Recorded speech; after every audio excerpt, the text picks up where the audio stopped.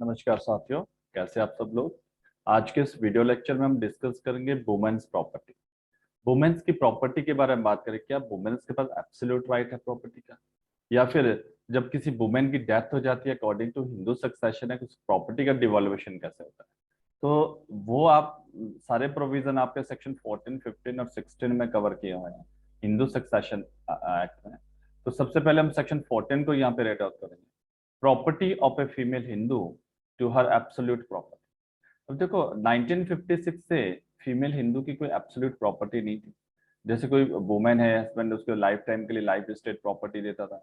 ठीक है, after that जैसे वुमेन की डेथ तो property revert back to the जो original source of the property है, वापस चले जाती है। उसका एब्सोल्यूट राइट नहीं था। बट आफ्टर 1956 जब आपका एक्ट आया, कोडिफाई किया गया हिंदू लॉ को, तो प्रॉपर्टी को एब्सोल्यूट बनाया गया वुमेन का। जो बाय दैट टाइम जो लाइफ स्टेट प्रॉपर्टी थी किसी वुमेन की, वो उसके एब्सोल्यूट ऑनर बनी। एब्सोल्यूट ऑनर, लिमिटेड ऑनर का मतलब सिर्फ आपको राइट टू एंजॉय दिया गया, लेकिन एब्सोल्यूट ऑनर में आप right to dispose whatever आप उस प्रॉपर्टी के साथ सेल आउट करते हो, सब कुछ कर सकते हो, डिस्पोज कर सकते हो, एंजॉय का राइट है, पोजेशन का राइट एक्सेट्रा, वो सब सेक्शन 14 के अंदर जाएगा। Any property possessed by a female Hindu whether acquired before or after the commencement of this act shall be held by her as full honor thereof, not as limited। देखो any property, किसी भी तरह की property, section 14 clause 1 बोलता है कोई भी property female Hindu ने जिसने पोजेस कर रखी है, जिसके पोजेशन में है, चाहे वो लिमिटेड थी उस टाइम 1950 से जब कमेंसमेंट ऑफ दिस एक्ट है, whether acquired before after the commencement of this. Acquired before मतलब उससे पहले उसके पास वो प्रॉपर्टी आई हो 1956 से पहले, या ऑब्वियसली 1956 के बाद।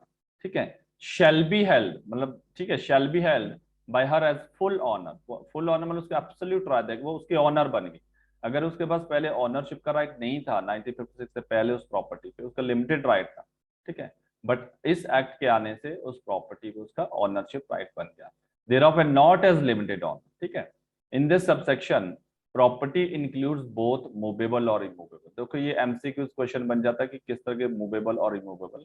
Acquired by female Hindu by inheritance, चाहे वो इनहेरिटेंस के थ्रू उसने एक्वायर की हो, या डिवाइस और एट पार्टीशन और इन लियन ऑफ मेंटेनेंस और एरियर ऑफ मेंटेनेंस और by gift for many from any person, whether a relative or not, before or at or after her marriage, or by her own skill or exertion, or by purchase, or by prescription, or in any other manner whatsoever, and also any such property held by her strithan immediately before the commencement of this। देखो तो ये method है कि किस किस तरह से उसने एक्वायर की होगी प्रॉपर्टी, चाहे वो गिफ्ट की हो, चाहे वो आपका मेंटेनेंस के बदले एरियर हो, एरियर के बदले हो, या फिर अपनी स्किल से उसने वो एक्वायर की, एक्सर्शन से एक्वायर की, परचेज की, प्रिस्क्रिप्शन एक्सेट्रा, तो वो उसकी एब्सोल्यूट प्रॉपर्टी बन जाती है, वो उसका ऑनर बन गई है। ठीक है, तो देन नथिंग कंटेन, देखो सेक्शन 14 क्लॉज 1 बात करता है pre existing right.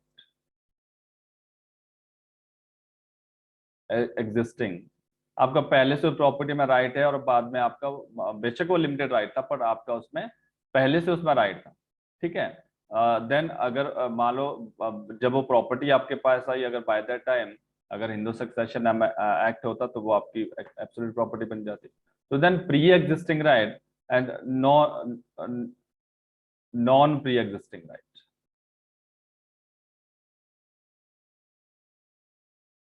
Section 14 clause 2 बात करता है non pre existing right. Nothing contain in subsection 1 shall apply to any property acquired by way of gift or under any bill or by other instrument under a decree or order of the civil court or under a award where the term of the gift will other instrument of decree order were prescribed restricted estate in such property। ये बोलता है कि अगर तो आपका pre existing right है उस property, then it becomes your absolute property. But अगर मान लो सपोज ये जो सबसेक्शन 1 है नॉट एप्लीकेबल, इन केसेस में एप्लीकेबल नहीं होगा। किन केसेस में? अगर कोई गिफ्ट है, विल है, कोई इंस्ट्रूमेंट या डिक्री ऑफ द कोर्ट है, लेकिन उसमें कंडीशन है, टर्म है कि वो आपको एब्सोल्यूट नहीं, आपको लिमिटेड पर्पज के लिए दी गई, आपको राइट टू एंजॉयमेंट दिया गया है। ठीक है, देन और उसमें आपका प्री एग्जिस्टिंग राइट नहीं है, तो देन आप उसके ऑनर नहीं हो, एब्सोल्यूट ऑनर नहीं। तो फिर आपको according to that instrument, according to that deed आपको वो फॉलो करना पड़ेगा, बिकॉज आपका उसमें प्री एग्जिस्टिंग राइट नहीं था। ठीक है, अगर प्री एग्जिस्टिंग राइट है तो देन आपकी absolute property, pre existing right नहीं है बट प्री एग्जिस्टिंग राइट जो सेकंड क्लॉज में तीन चार तरह के मैथ जो प्रॉपर्टी है वही मेंशन कर रखा है, ठीक है। Then section 15 talks about general rule of succession in case of female Hindu. अगर फीमेल हिंदू की डेथ हो जाती है, after death of that female Hindu उसकी प्रॉपर्टी का क्या होगा। अगर तो बिल बनाई अकॉर्डिंग टू बिल चले जाएगी, लेकिन अगर उसने बिल नहीं बनाई, इंटरेस्टेड डेथ हुए, देन प्रॉपर्टी का डिवॉल्यूशन कैसा। प्रीवियस वीडियो लेक्चर में हमने देखा कि सेक्शन 8 के अकॉर्डिंग अगर मेल हिंदू की डेथ हो जाती है तो सेक्शन 8, लेकिन अगर सेक्शन 15 बात कर रहा है फीमेल हिंदू के बारे में, ठीक है। प्रॉपर्टी दो तरह की होती है, एक सेपरेट प्रॉपर्टी और एक जॉइंट प्रॉपर्टी। तो जब भी जॉइंट प्रॉपर्टी की बात आती है, जॉइंट प्रॉपर्टी के लिए सेक्शन 6 हमेशा एप्लीकेबल होगा, रेडवेज सेक्शन 15 और 16। सेपरेट प्रॉपर्टी के लिए ओनली 15 एंड 16 बस, ठीक है। क्योंकि जो जॉइंट प्रॉपर्टी के लिए वो पार्टनर है एक्सेट्रा, तो वहां पे 6 आपका एप्लीकेबल होगा। तो then female Hindu, the property of a female Hindu dying interested shall devolve according to the rule set out in section 6। Firstly, upon the son, daughter, including the children of any predecessor son or daughter and the husband। देखो first property किसको चले जाएगी, मान लो कोई प्रोपोजिटिव है, ये female है, इसकी डेथ होती है, इसका कोई हस्बैंड होगा, ठीक है, इसके चिल्ड्रन है, सन है, डॉटर है, और इनके आगे चिल्ड्रन है, ठीक है। तो पहले प्रेफरेंस किसको जाएगी, अगर हस्बैंड है तो हस्बैंड को भी जाएगी और सन को भी जाएगी, डॉटर है। अगर मान लो सन की उस टाइम डेथ हो चुकी है तो उसके आगे सन को जाएगी, समझ गए। अगर डेथ डॉटर की भी डेथ हो चुकी है तो आगे जा, फर्स्ट प्रेफरेंस इनको दी जाएगी, इस लेवल तक किसको दी जाएगी, फर्स्ट पर। शेयर कितना मिलेगा वो हम आगे देखेंगे, शेयर इनको इक्वली मिलेगा। देन फर्स्ट प्रेफरेंस, अब यहाँ पे तीन तरफ से शेयर डिवाइड हो जाएगा, ठीक है। यहाँ पे 1/3 1/3 1/3, और सन को अगर मान लो सन की डेथ हो चुकी है, प्रीवियस सन है, तो एसएस को चले जाएगा, इसका शेयर आगे चले जाएगा। डॉटर डेथ होगी है तो डीएस को चले जाएगा। Secondly upon the heirs of the husband. अब मान लो जब हस्बैंड नहीं है, ये सब चीज, ये फर्स्ट ए में जो क्लॉज ए में नहीं है, तो फिर चले जाएगा legal hairs of the husband. अब लीगल हेयर्स हस्बैंड क्या, या मेल है, तो अब मेल के अकॉर्डिंग हम क्या देखेंगे, फीमेल की प्रॉपर्टी किसको चाहिए, legal hairs of husband. Husband की डेथ हो चुकी है, ठीक है। अगर हस्बैंड अलाइव है तो ऑब्वियसली हस्बैंड को मिलेगा, तो हस्बैंड डेथ हो चुकी है, तो अब यहाँ पे सेक्शन फिर से सेक्शन 8 लग जाएगा। अब legal hairs of the husband कहाँ पे देखेंगे, मेल है हस्बैंड तो ऑब्वियसली सेक्शन 8 में उसके लीगल हेयर्स, क्लास 1 क्लास 2 वही रूल एप्लीकेबल हो जाएगा। Thirdly upon the mother and the father. अब अगर हस्बैंड के लीगल हेयर्स कोई भी नहीं, क्लास 1 में नहीं है, क्लास 2 में नहीं है, एग्नेट नहीं है, कॉग्नेट नहीं है, then thirdly upon the mother and father. अब इसके जो मदर एंड फादर होंगे, ठीक है, वो पेरेंट्स होंगे वुमेन के, उनको प्रॉपर्टी मिलेगी। अगर मदर एंड फादर नहीं है, आगे देखो fourthly upon the heirs of the father. अगर मदर नहीं है, सॉरी, फादर की डेथ हो चुकी है तो हियर्स ऑफ द फादर, ठीक है। Lastly upon the heirs of the mother. तो इस तरह से आपका सीक्वेंस यहाँ पे चलेगा। सेक्शन 15 क्लॉज 2 में देखना, notwithstanding anything contained in subsection 1, any property inherited by a female Hindu from her father or mother shall devolve in the absence of any son, daughter of the deceased, including the children of any predeceased son or daughter, not upon the other he is referred to in other specified there, but upon heirs of the father। बोलता है any property inherited by female Hindu from her father. अगर कोई भी property उसने अपने father से inherit के रखी, अपने पेरेंट्स से, अपने मदर से, ठीक है, शेल डिवॉल्व। अब जब उसकी डेथ हो जाती है, उस बेटी की डेथ हो जाती है, जब उसने, ठीक है, in the absence of any son और डॉटर, मतलब वो चाइल्डलेस है, उसका कोई बच्चे नहीं आगे, चाइल्डलेस है, तो उसकी डेथ हो जाती है, ठीक है, then not upon the other heirs. तो फिर वो अकॉर्डिंग टू सेक्शन 15 क्लॉज 1 के अकॉर्डिंग उसका आपका डिवॉल्यूशन नहीं होगा। उसका डिवॉल्यूशन कैसे होगा, refer in subsection 1 in order specify there but upon the heirs of the father. मान लो सपोज कोई प्रोपोजिटिव से फीमेल है, ये चाइल्डलेस है, ठीक है। अब इसने कुछ प्रॉपर्टी इसको फादर की तरफ से आई थी, फादर की तरफ से इसको प्रॉपर्टी आई थी, कहां से, अपने पेरेंट्स की तरफ से प्रॉपर्टी आई। अब ये चाइल्डलेस की डेथ होगी, डाइट। अब क्या होगा, फादर जब फादर इसके फादर की डेथ होती है तो प्रॉपर्टी किसको मिली, इस बेटी को मिली होगी। ठीक है, यहाँ पे एक डायग्राम बनाता हूँ थोड़ा सा।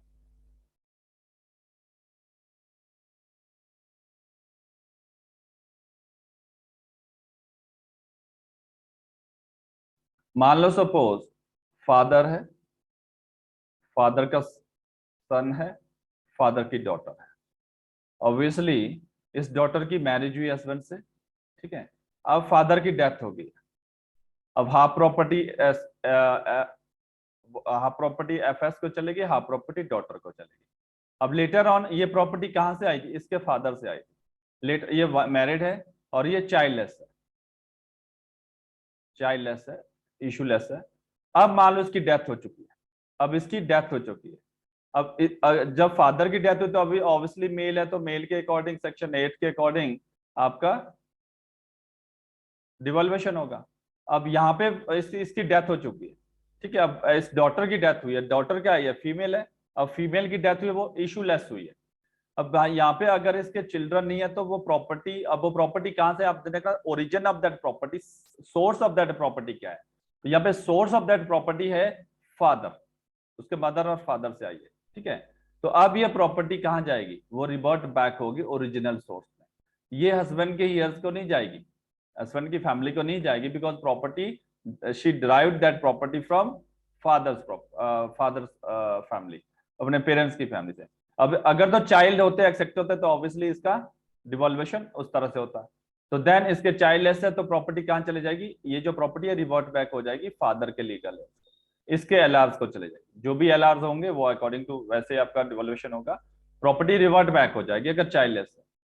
Second year, any property inherited by female Hindu from her husband or from her father-in-law shall devolve in the absence of any son or daughter of the deceased, including the children of any predeceased son or daughter, not upon the other heirs referred to clause 1 in order to specify it, but upon the heirs of the husband. तो यहाँ भी same है कि अगर कोई property, मान लो husband की death हो चुकी है, प्रॉपर्टी किसको मिली, हस्बैंड की विडो है ये, तो इसको प्रॉपर्टी मिलेगी। आफ्टर दैट इसकी डेथ होगी और ये चाइल्डलेस है, और ये चाइल्डलेस है, तो इसकी प्रॉपर्टी कहां डेवलप होगी, इसके ओरिजिनल सोर्स में, जो जहां हस्बैंड से प्रॉपर्टी आई है उसी सोर्स से। जिस हस्बैंड से प्रॉपर्टी, मान लो लेटर ऑन ये सेकंड मैरिज भी करती है, तो जो सेकंड मैरिज वाला हस्बैंड है उसको नहीं मिलेगी प्रॉपर्टी, बिकॉज उससे उसके सोर्स से प्रॉपर्टी नहीं आई है। किसकी आई है, जो प्रीवियस हस्बैंड था उसका, वहां से अगर प्रॉपर्टी है तो वापस चले जाएगी उसी स्टॉक में जहां से वो property I.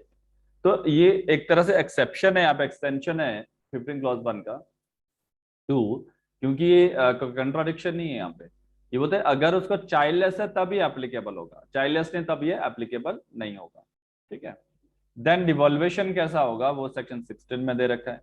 Order of succession and manner of distribution among heirs of the female Hindu, the order of succession among the heirs refer to in section 15 shall be, and the distribution of the intestate property among those heirs shall take place according with the following rules namely. Among the here specified subsection 1 section 15, those in one entry shall prefer to those in succeeding entry, those in same entry shall take simultaneously.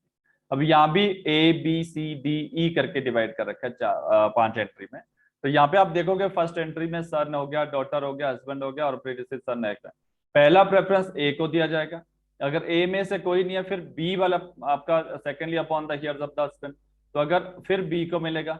ठीक है, अगर B और ए दोनों में कोई नहीं है फिर सी को मिलेगा, सी में कोई नहीं है फिर डी को, फिर इस तरह से प्रेफरेंस मिलेगी जो अकॉर्डिंग टू सेक्शन 16 मिलेगा। ठीक है, तो दिस इज आपका ऑल अबाउट कि जब फीमेल हिंदू की डेथ होती है उसका डिवॉल्वेशन कैसा होता है प्रॉपर्टी का। तो अगर चाइल्डलेस है तो उसका कैसा डिवॉल्वेशन होगा, चाइल्ड वगैरह है तो उसका कैसा डिवॉल्वेशन होगा 15 क्लॉज 1 और 15 क्लॉज 2 के अकॉर्डिंग।